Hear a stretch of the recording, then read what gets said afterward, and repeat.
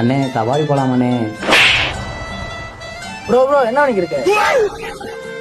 இங்க இருக்கீங்களா ப்ரோ? எனக்கு கண்ணு தெரியாது ப்ரோ. சவாரி போலாமா? ப்ரோ எங்க ப்ரோ போகணும்? ஹார்பர் போகணும் ப்ரோ. கையில வேற காசு இல்லை ப்ரோ. பரவாயில்ல ப்ரோ ஏறுங்க.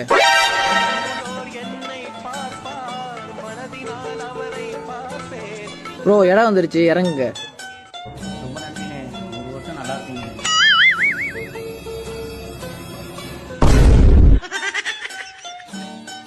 இறங்கு இறங்குடா.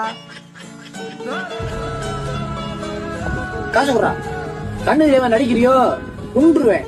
வானில் சிறகை விரிக்கும் வண்ண பறவைகளே, என் கதையை கேட்டால் உங்கள் சிறகுகள் தன்னால் மூடிக்கொள்ளும்.